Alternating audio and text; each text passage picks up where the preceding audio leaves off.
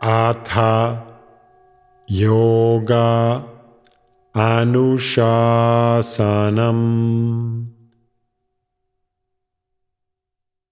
Namaste. Welcome to Unravel the Thread, a podcast for people who want to apply the Yoga Sutras to yoga practice and to life today. Available online at simple-yoga.org, where you can also find courses, articles, videos, and guided meditations to enrich your practice. I am Ruben Vasquez, your companion on this journey of exploration. On today's episode, we have a summary of Chapter 2 of the Yoga Sutra, the chapter on practice.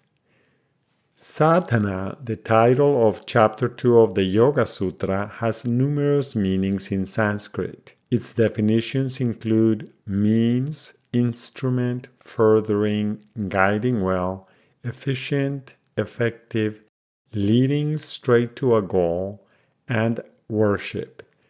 The overall theme of this chapter is doing, as articulated in 7 sections.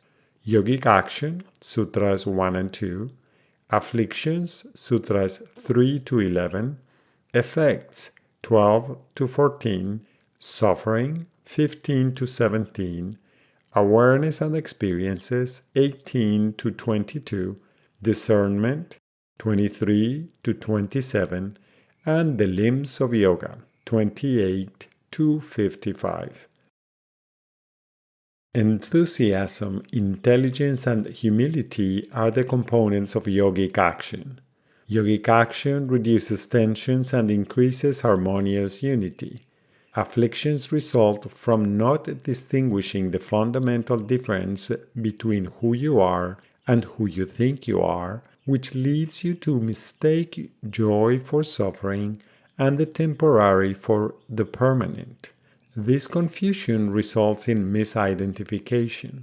The mistaken sense of self generates attachments and aversions, which create a sense of self-importance.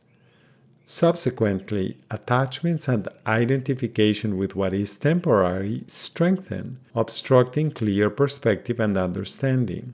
These sources of tension can manifest in different degrees.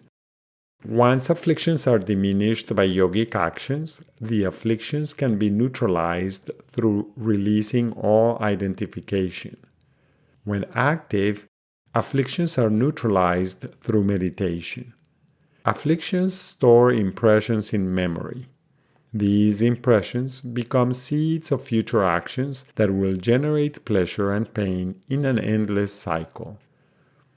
The wise person understands that all experiences will eventually bring about suffering. Thus, future pain can be avoided. Conflating the seen and the seer is the source of suffering. The seen is nature, life. In constant change and manifesting in various stages, the seen is what can be experienced. The seer, on the other hand, is pure awareness, the consciousness using the body, mind, and emotions as instruments for experiencing. When the seen and the seer come together, experiences take place with potentiality for recognizing the role of each.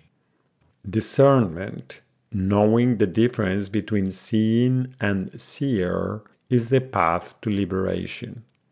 Discernment develops gradually by practicing the limbs of yoga to remove inefficiencies, increase knowledge, and eventually embody true wisdom. The first 5 limbs of yoga are introduced. First, living with intelligence that removes all strain, yamas. Second, acting with contentment that removes all struggle, niyamas. Third, cultivating integration among all body systems by removing physical inefficiencies and enhancing circulation of energy and intelligence through the body, asana. Fourth, deepening awareness of the embodied vital force, pranayama. The fifth step fosters mastering the senses by turning them inward. Pratyahara. Thank you very much for listening. I hope you can join me for the next episode when we will start exploring Chapter 3, the chapter on magnificence.